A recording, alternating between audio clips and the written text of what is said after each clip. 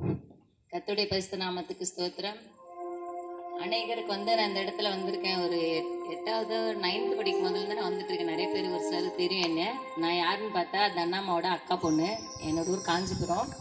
இப்போ நான் கல்யாணம் பண்ணி போன ஊரும் பார்த்தீங்கன்னா கடம்பத்தூர். அவர் தான் என் கணவர். எனக்கு 2 பிள்ளைகளை கர்த்தர் அழகாக நேர்த்தியாக கொடுத்தார். எனக்கு சொந்த பந்தங்கள் அநேகர் உண்டு. நான் என் அம்மாவுக்கு திறந்த ஞானஸ்தானம் எடுத்துக்கிட்டேன். என் தாய் தகப்பண்ண, எனக்கு தகப்பண்ண இல்லை, தாய் மாத்திரம்தான். 2 சகோதரர்கள். எங்க அம்மா இங்க இருக்காங்க. நான் எத்தனையோ இடத்துல அசிங்கப்பட்டேன். படிப்புல இவ்வளோ இடத்துல நான் கவலைப்பட்டேன். ஆண்டவரே எங்களுக்கு யாரும் இல்லைன்னு. அப்ப நான் ஆண்டவரை மாத்திரம் தான் பிடிச்சிக்கிட்டேன். கஷ்டப்படுவோம். எங்க அம்மா வேலைக்கு போயிட்டு ஹவுஸ் கீப்பிங் வேலைக்கு போயிட்டு வந்தாதான் எங்களுக்கு சாப்பாடு. ரொம்ப கஷ்டப்பட்டிருக்கோம். இந்த நான் சொல்ற வார்த்தைகள் அநேகர் கேட்டுக்கிட்டு இருக்கீங்க. நீங்க கஷ்டப்படுறீங்க. எத்தனையோ நேரத்துல கண்ணீர் வடிங்க. என் சொந்த பந்தம் இருக்கு, எனக்கு தூக்கி விடுறதுக்கு யாரும் இல்ல. நான் படிச்சிருக்கேன், என் படிப்புக்கான வேலை இல்ல. எத்தனையோ நேரத்துல நீங்க அழுது இருக்கீங்க. ஆனா நாங்க யாரும் பார்க்கல. என் தேவன் பார்த்துட்டு இருக்காரு.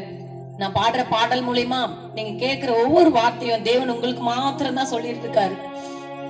பாடி தேவனை மகிமைப்படுத்துவோம். அழுகின்ற வேலையில ஆதரிக்க யாரும் இல்ல. கண்ணீர் சிந்தும் நேரத்துல உம்மை விட்ட துணை இல்ல. அழுகின்ற வேலையில ஆதரிக்க யாரும் இல்ல.